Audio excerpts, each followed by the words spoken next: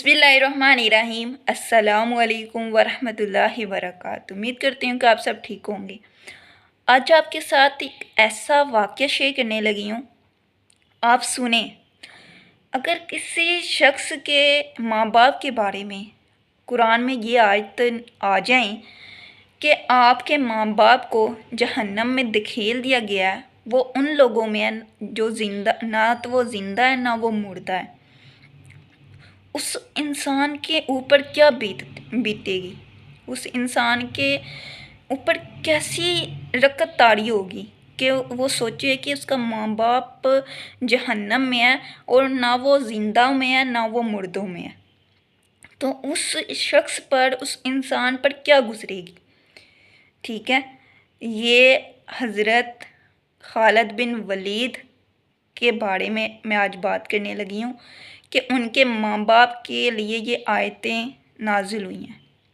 ठीक है, हज़रत खालिद बिन जब मुसलमान हुए ना, तो उन्होंने कुरान पाक सीखने के लिए जब शुरू किया ना, तो जब वो खालिद बिन वलीद मुसलमान हो गए तो जो उनके साथी थे काफ़िर लोग उनको ताना देने लगे, क्या खालिद, जिसका तुमने दीन का कलमा पढ़ा है, जिस किताब को तुम पढ़ रहे हो, उस किताब पे तो तुम्हारे माँ बाप के बारे में आयतें नाजिल हुई हैं कि वो जहन्नम में ना जिंदों में है ना मुर्दों में है, तो तुमने किस दीन को कबूल कर लिया।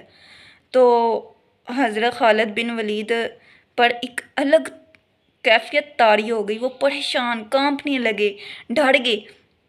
तो जब उन्होंने कुरान पाक सीखना शुरू किया तो सबसे पहले उन्होंने जाके उस टाइम वो तो अरब के सरदार थे ना, खालिद बिन वलीद, तो गुलाम थे, जो गुलाम लोग थे वो कुरान सिखाते थे।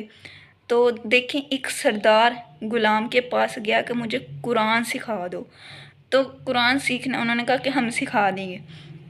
तो हज़रत खालिद बिन वलीद ने कहा कि मुझे पहले वो वाली आयतें सिखाओ कि जिस पे ज़िक्र है मेरे माँ बाप का कि वो जहन्नमी है, जहन्नमी है।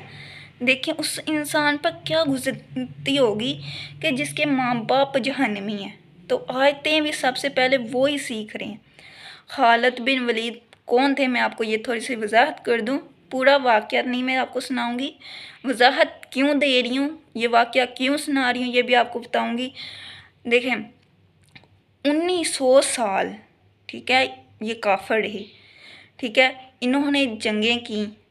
तो एक जो बड़ी जंग है जिसे जंग ओहद कहा जाता है, ठीक है, जंग ओहद कहा जाता है, जिसमें आप सल्लल्लाहु अलैहि वसल्लम के दांत मुबारक शहीद हुए।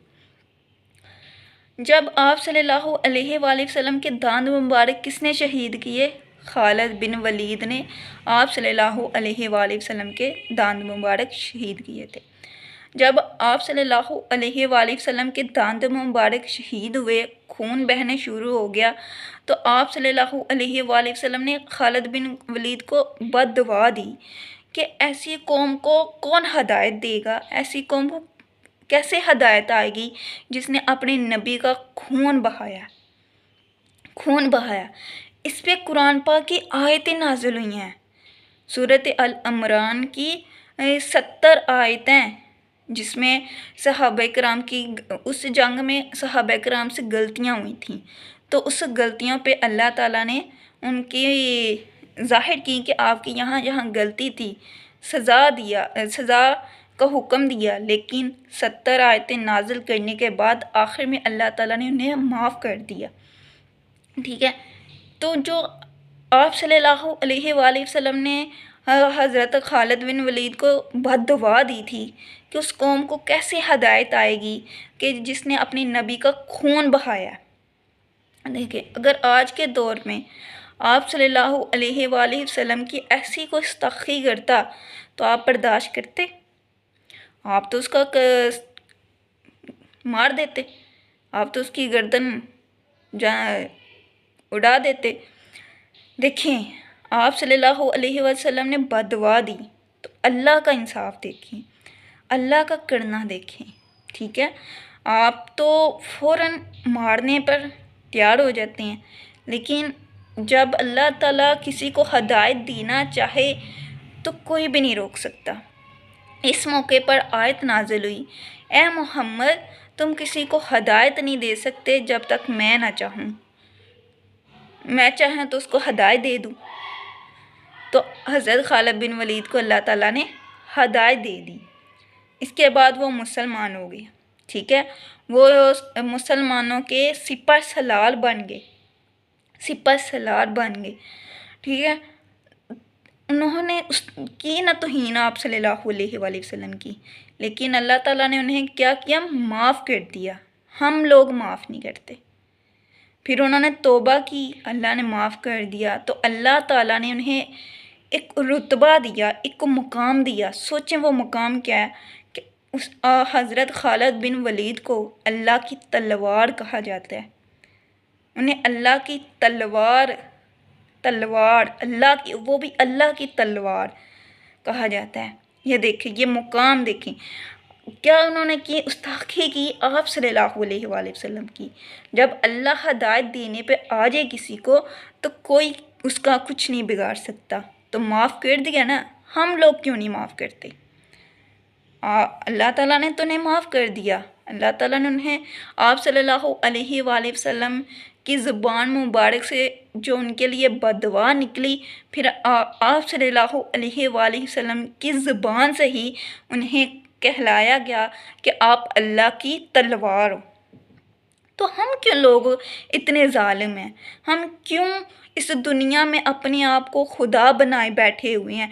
ہر کوئی اپنا فیصلہ سنا رہا ہے، ہر کوئی اپنے آپ کو الگ ہی ایسے فرعون بن کے بیٹھے ہوئے ہیں کہ ہم نے کچھ فیصلے اللہ پر چھوڑ دیں، ٹھیک ہے، کچھ ایسے فیصلے اللہ پر چھوڑ دیں۔ کیوں آپ کسی کو معاف نہیں کر سکتے؟ کیوں آپ کو کسی کو نظر انداز نہیں کر سکتے؟ اللہ تعالیٰ سے بڑھ کر آپ صلی اللہ علیہ وآلہ وسلم سے کوئی محبت نہیں کر سکتا، کیونکہ وہ ان کے محبوب ہیں۔ محبوب سے محبت کرنے کی کوئی حد نہیں ہوتی، ٹھیک ہے۔ تو آپ صلی اللہ علیہ وآلہ وسلم سے بڑھ کر کوئی چیز ہمارے لیے نہیں ہے، تو اللہ تعالیٰ کو آپ صلی اللہ علیہ وآلہ وسلم سے بڑھ کر بھی کوئی چیز نہیں ہے۔ لیکن اللہ تعالیٰ نے جو حضرت خالد بن نے ان کی توہین کی تو معاف کیا کہ نہیں کیا؟ پھر انہیں اپنی تلوار بنا دی، پھر وہ مسلمانوں کے سپہ سالار بن گئے۔ یہ اللہ تعالیٰ کے کام ہیں، اللہ تعالیٰ کے دروازے کھلے ہیں توبہ کے۔ ہم کیوں نہیں رستے توبہ کے کھولتے؟ ہم کیوں نہیں وہ سوچتے جو تاریخ میں ہوا ہے، جو ہسٹری بڑی پڑی ہے؟ ہم کیوں اس انسان کو توبہ کرنے کا موقع نہیں دیتے؟ کیوں ہم اس کو اللہ تعالیٰ سے دور کرنے کی کوشش کر رہے ہوتے ہیں؟ ہم اللہ کے نزدیک کیوں نہیں اسے لا پاتے؟ اسے اللہ کا رستہ دکھانا چاہیے کہ ہمیں معاف کرنا آنا چاہیے، ہمیں درگزر کرنا آنا چاہیے۔ جب آپ خواہش رکھتے ہو کہ اللہ آپ کو معاف کر دے تو پہلے خود معاف کرنا سیکھو، پہلے خود کسی کو نظر انداز کرنا سیکھو، خود ہر مسئلے کو غور و فکر کرو، ہر مسئلے کی جڑ تک جاؤ، ہر مسئلے کو ایسے دیکھو جیسے آپ صلی اللہ علیہ وآلہ وسلم نے ہمیں بتایا ہے کہ اس طرح مسئلے کو دیکھو، اس طرح مسئلے کو حل کرو۔ اس طرح ایک نظر کو دیکھ کر، ایک چیز کو، ایک پہلو کو دیکھ کر فیصلہ نہیں کیا جا سکتا۔ یہ کسی کی زندگی، کسی کی موت کا فیصلہ ہوتا ہے، کوئی گھر اجڑ جاتا ہے، پہلے اس کی غور و فکر ضروری ہے، تصدیق ضروری ہے۔ سب سے پہلے تصدیق کریں کیا حق ہے، کیا نا حق ہے، پھر فیصلہ کریں۔ السلام علیکم ورحمۃ اللہ وبرکاتہ۔